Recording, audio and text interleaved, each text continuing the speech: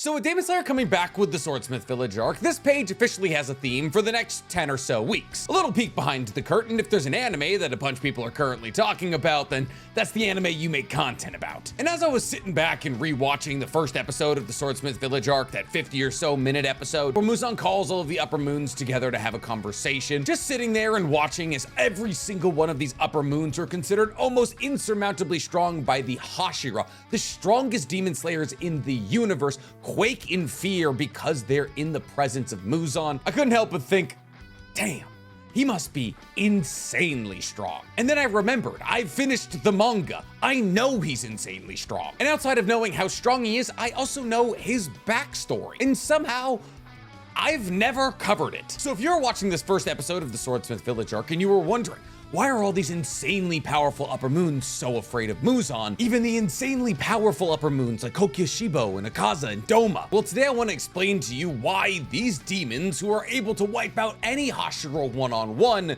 are afraid of Muzan. Because today, we're talking, how strong is Muzan Kibutsuji? And how did he become the Demon King? Now, usually this kind of video would fall under the umbrella of a you-know-nothing. However, today we're gonna be looking less at his backstory and more at his power, leaving the door open for a broader discussion of his character development throughout the thousands of years he's existed in Demon Slayer to another video. But we will be dipping into his backstory a little bit. But before we get to dipping into anything, guys, please, for me, like this video, subscribe to the page, and hit that noti bell. And if you want to dip into a little bit more of my content, then you should dip into my brand new anime podcast that I'm doing with Danny Mata. It's called Otaku's Anonymous, and we break down everything that happened in anime this week. It's available on YouTube, Spotify, and Apple Podcasts. So before we get into all that today, guys, I want to talk about my favorite new sponsor to the page, Gel Blaster. Trust me when I say that the Gel Blaster is an absolutely perfect gift to anybody in your life. As somebody who grew up playing airsoft, this is the future. See, instead of using plastic beads that litter entire houses or backyards and last forever, Gel Blasters use hydratable gel beads that explode on contact, not only being substantially better for the environment, but also ensuring that nothing you love gets broken, which means no annoying pickup or holes in your walls. So you're probably thinking, Well, the price point like a Gel Blaster has is probably just some kid's toy that's barely even accurate. it probably doesn't shoot fast or far. But let me show you just why all of those claims are incorrect. So Gel Blasters has hooked me up with 2 of their Gel Blaster surges. And today I'm setting up a little competition between me and my girlfriend to see who's more accurate. We're gonna see who's able to shoot that can with less shots. So up first is Dorothy. So we're gonna count how many shots it takes Dorothy to hit that can. 1, wide. 2, very wide. Oh, 3, 4. 4 to hit. 4 to knock it down. 3 to hit. Which means I have to beat 4 shots, which I think I can do. So the goal is less than 4, which shouldn't be an issue. Oh, 1, 2, I lied. 4, it's a tie! But if you really want to make sure you don't miss, well, that's when you use full auto. So what are you guys waiting for? Get 10% off your order of a Gel Blaster today using either the link in my description or pinned comment, or by using the code THEWC10 at checkout today. It's time to get blasting.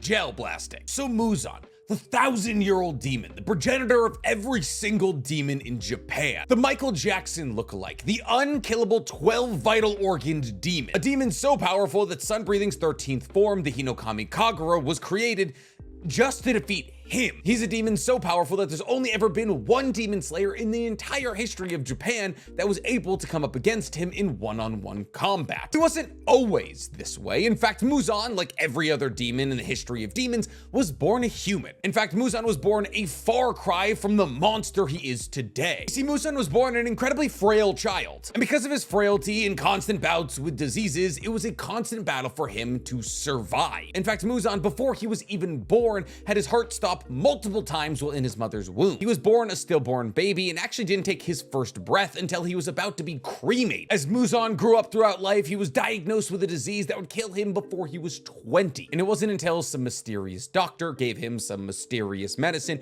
created using the blue spider lily that Muzan started to feel better. However, Muzan didn't realize that he was feeling better immediately. And in fact, he was so upset that he wasn't feeling better immediately after this doctor administered this medicine to him that he killed the doctor. But upon realizing that he could kill the doctor with incredible ease, he realized he was healed. But this version of health came at the cost of his humanity, as Muzan was now the king of demons. But what Muzan realized that in exchange for his health, he could no longer see the sun. And therefore he's made it his life's goal, which is a very long life, to find the blue spider lily the doctor used to give him this medicine. Or to create a demon that one day conquers the sun and consume that demon, as Muzan is able to manifest the abilities of any demon he consumes. And when Muzan either creates a demon that's able to conquer the sun or finds the blue spider lily and creates a medicine out of it that allows him to be out in the sun, he will consider himself the perfect being. But how strong is this non-perfect version of Muzan? What is this non-perfect being able to accomplish? Well, unfortunately, in order to cover exactly how strong Muzan is, we're gonna be wading into manga spoiler territory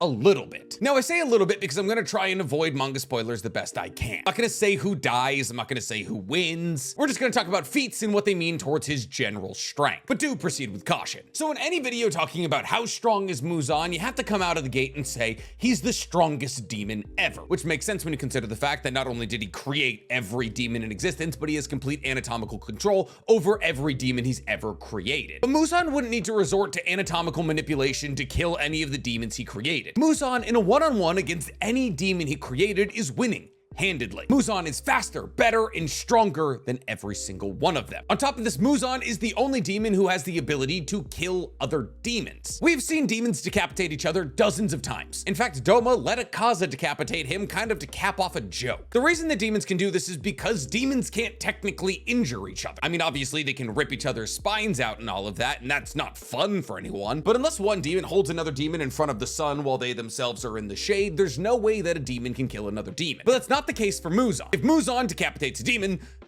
that's game. So obviously when it comes to strength amongst demons, there's no comparing to Muzan. And this has been corroborated by multiple people. Tiu, who comes to blows with Muzan at one point, says that his strength is incomparable to that of the upper moons, meaning that the difference in strength and speed is so noticeable between the upper moons and Muzan that it's almost like they're not the same type of entity. In fact, Muzan is so fast that only the strongest Hashira out there after awakening their Demon Slayer marks are able to keep up with his moves at all. In fact, Tanjiro and Mitsuri aren't even able to see his attacks. They have to dodge entirely on instinct, meaning that in order for them to dodge an attack from Muzan, a fair amount of luck has to fall into their lap. Even Gyome, the strongest Hashira by a landslide at his strongest, was overwhelmed by the attacks of Muzan, being put on the defensive and pushed back. And here's the thing, Muzan only technically has 2 fights in the entire manga. He has his first fight against Yoruichi Tsujikuni, the initial sun-breathing user. And in this fight, Muzan is completely outclassed. Yoruichi is able to speed blitz him and cut him down with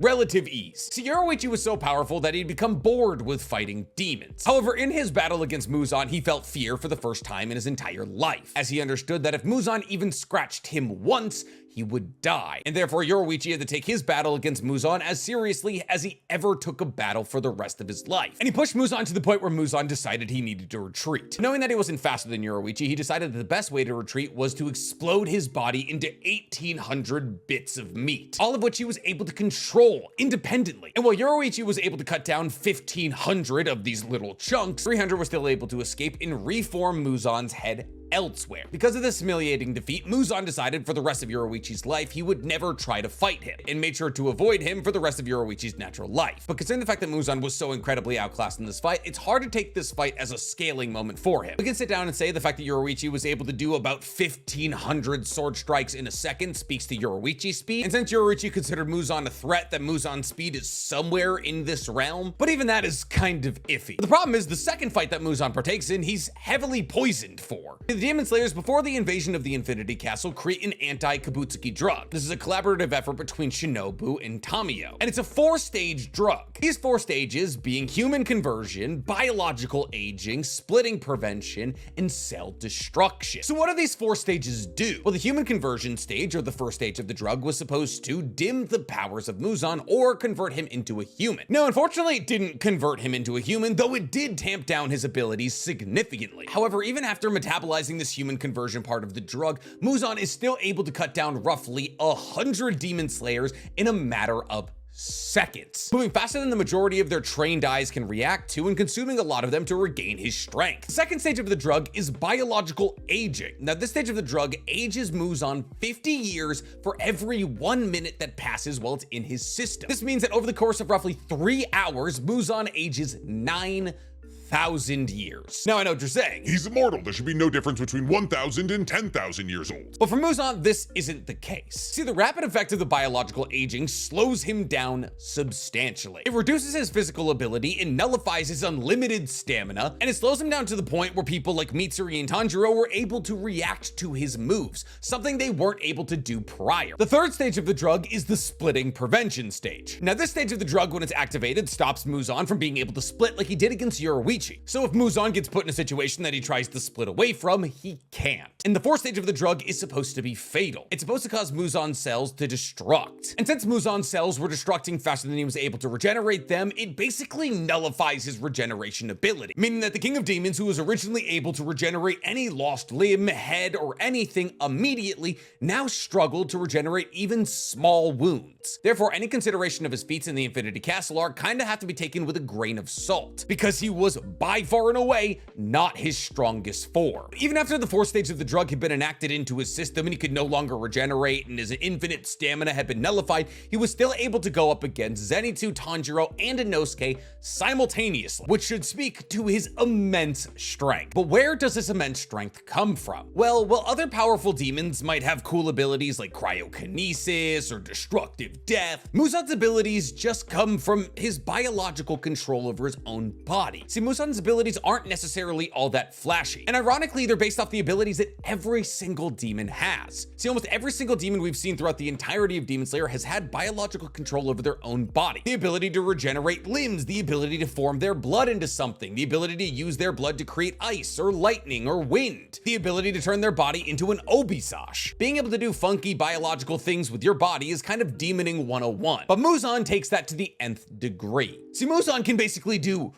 whatever he wants with his body. And while that might not sound so crazy considering the fact there was a demon who made their body a train, Muzan does it much bigger. The way that Muzan prefers to fight is by generating whips. That is to say that he turns his hands into whip-like tendrils. And these whips can range anywhere from 90 centimeters to 10 meters long, giving Muzan an incredibly long defensive and offensive range. Now, the reason that these whips can be defensive is because they're essentially blades. Muzan is able to sharpen and harden his arms so that it can slash through bodies with ease. But he doesn't only generate these whips from his arms. Muzan is able to generate these whips from any part of his body, like his back or his thighs. And these whips get faster depending on the place that they're manifested from, with the whips coming off of his thighs being so fast that even the highest ranked Hashira who have awoken their Demon Slayer marks are barely able to react to them. Quite honestly, Muzan's most impressive feat is when he's able to battle against 4 Demon Slayer marked Hashira and 3 Hashira level Demon Slayers, meaning essentially Muzan was battling against 7 Hashira simultaneously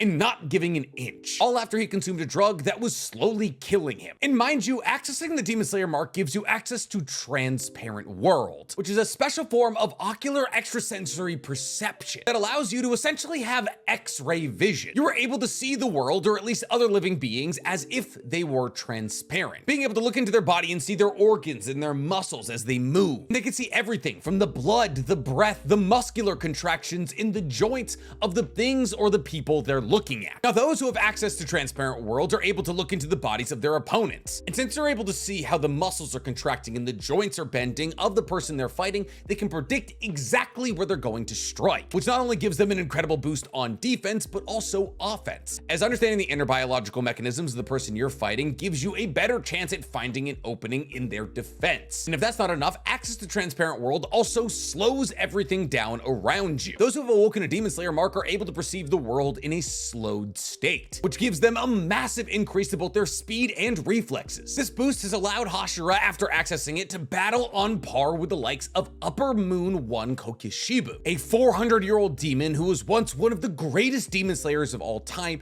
who has complete control over total concentration breathing and moon breathing. However, with the balance of a Demon Slayer mark, Hashira, who never had a chance against him, gained a chance against him. And there were 4 of the strongest Hashira, 2 who were probably somewhere in the region of Kokishibo's strength, fighting against a weakened Muzan, and 3 Hashira level threats outside of them. And yet, even with all of those hacks and all of that strength, they were not able to overcome Muzan. Even if hypothetically you were to overcome Muzan and you were to pin him to the ground and wait for the sun to come up, Muzan's control over his body is so precise that he's able to swell his body to an exponential size, kind of of like the Stay Puft Marshmallow Man. Muzan does this A, to escape anybody who might be holding him down, as it's very hard to hold a big puffy demon, and B, because if he swells his body to a certain degree, it'll give him more time to escape the sun, because it'll simply burn away at less vital parts of his body. Meaning that even though Muzan doesn't technically have sun resistance, he can grow his body to a point where he can last much longer in the sun than any other demon. So holding him until sunrise isn't even the most effective strategy against him. And even after Muzan went through the 4 stages of the anti-Kibutsuji drug, the thing that nullified his infinite stamina and regeneration, while also making him 10,000 years old and significantly weaker than he used to be, it took 3 Hashira and Tanjiro to hold him down. What if I told you adjustable, massively hypersonic whips weren't even the biggest thing you have to worry about when fighting Muzan? See, Muzan is also able to grow mouths on his whips or anywhere on his body. And let me tell you,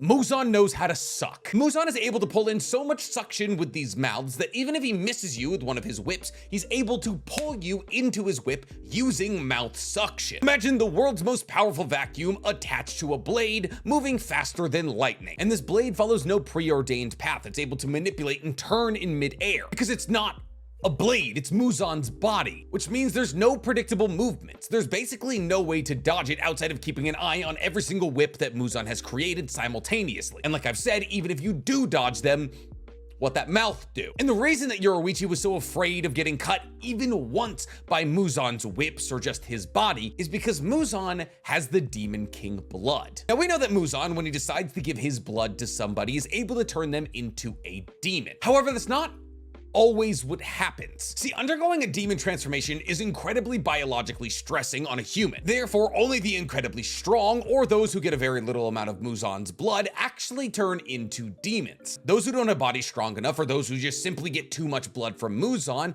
aren't able to undergo the transformation into a demon, at which point every single cell in their body simultaneously explodes, ruptures, and turns them into human pudding. And we've seen him do this. And Muzan realized that this could be used offensively. Therefore, Muzan coats his whips in his own blood, and therefore any wound caused by him or anybody else he tries to fill with his own blood on his enemies. Therefore, if you manage to not dodge one of these incredibly impossible to dodge whips, not only are you probably going to get cut in half, but even if you don't get cut in half, Muzan is going to fill you with his blood, which is going to melt you like a McFlurry left in a Walmart parking lot. Now, technically, those who have mastered total concentration breathing have a small amount of resistance to Muzan's blood, meaning it would take more of Muzan's blood to turn a Demon Slayer who's mastered total concentration into pudding than, you know, me, and that goes doubly fold for anybody who's awoken a Demon Slayer mark. However, Muzan states that if he gets his blood in somebody who's mastered the Demon Slayer mark, it will only take 5 minutes to completely disintegrate their entire body. So while you won't turn into goop immediately, you will turn into goop in 5 minutes. Meaning even the strongest of the strong Demon Slayers have to be afraid of getting Muzan's blood in their system. This is why Yoruichi was afraid of it. Because even though Yoruichi absolutely mastered total concentration breathing and had a Demon Slayer mark, that only gives him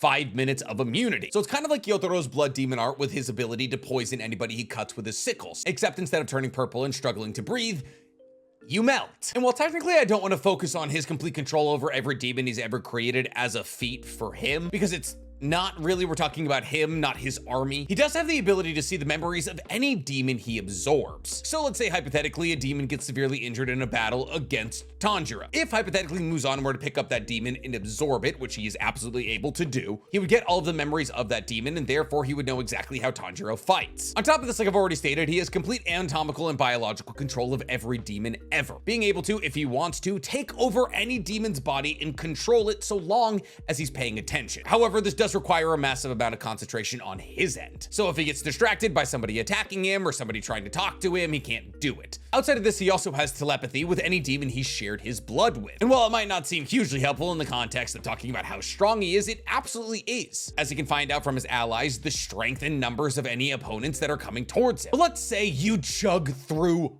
all of this. You get past the whips, you get past the poison, you get past the mouths, you get past the telepathy. You made him take a drug. He can't split into 1,800 little meat cubes. Do you win yet? No, not necessarily. If Muzan is incredibly cornered and not able to split because you created a drug specifically tailored to make sure he can't split, Muzan can switch bodies. Muzan has the ability to transfer his blood and his memories and abilities to a body, be they deceased or alive. So long as there's a body nearby, Muzan can slither on into it like Orochimaru. And this body, just like his previous body, becomes the Demon King. With the ability to control his body biologically and create whips, the ability to regenerate himself, the immense strength and speed. So if you want to truly, and I mean truly, kill Muzan, you have to kill him away from anybody else he can transfer into. I lied earlier, we don't know if he can transfer into a living person, but we do know he can do it with a dead person. However, this last-ditch effort isn't the world's most useful cure for him, as not only does he have to deal with the person's personality and soul who he's trying to take over, but also because he's usually in a very weakened state while doing this, it's hard to control the new body, which leads to his mind heading into a somewhat feral state where he just attacks anything nearby. So all in all, how powerful is Muzan? Well, it is hard to say. I do have some estimations. Now, unfortunately, all estimations of his strength are based entirely off the upper moons. Let me explain. So when trying to figure out the attack power, or just the overall power of Muzan, we have to talk about Doma. Doma is upper rank number 2. He's incredibly powerful, and his blood demon art is cryokinesis. That is to say, he's able to create and manipulate ice at will. One of the more concrete feats we have from Doma is the fact that he was able to create a 16-meter tall statue of Buddha in 0.1 seconds. Borderline instantaneously. If you calculate how much energy it takes to convert water into ice at this sheer size in that amount of time, you can come to the conclusion that this version of Doma has city block-ish level attack power. But the reason I say this version of Doma is because this version of Doma is heavily poisoned. So much in the same capacity of Muzan, this version of Doma is not operating at full capacity. And consider the fact that Muzan's strength is considered so much higher than the upper moons that it's almost incomparable, then we can make the very easy assumption that Muzan is multi-city block plus. So not quite city level, but you know, approaching. As for his speed, this one's a bit simpler. We know that Muzan is faster than both Kaigaku and Zenitsu, who are both lightning style breathers who move at the speed of lightning. And when you consider the fact that Daki considered Thunderclap and Flash too slow to hit her, and only Zenitsu's Thunder God version was able to hit her, and she was the weaker half of the weakest of the upper moons, it's not crazy at all for us to assume that Muzan is a lot faster than lightning, which would make him massively hypersonic plus, since the speed of lightning is around Mach 1200. Outside of this, when it comes to stamina, Muzan has infinite. We're talking about peak power Muzan here, not drugged Muzan, which means much in the same capacity as people like Gojo, Muzan could fight forever if he needed to. So long as he didn't destroy all 12 of his vital organs, he could fight you for years, centuries. And his regeneration speed when he's not drugged is instantaneous, and that regeneration speed is fueled by infinite stamina. Outside of this, he's immortal, his blood is poison, he's able to generate shock waves that put the people hit by them into seizures. When it comes down to it, he's the strongest for a reason. And even the might of the entire Demon Slayer Corps put together may not be enough to take him down. But you got a few more seasons of Demon Slayer until you gotta worry about that. But what do you guys think? Do you guys find Muzan intimidating? Did I miss anything? Do you think he's a great bad guy? Tell me in the comments below. While you guys are down there, please, for me, like this video, subscribe to the page, and hit that noti bell. It's so hard to scale somebody whose whole thing is just like, oh, I whip it, and I whip it fast.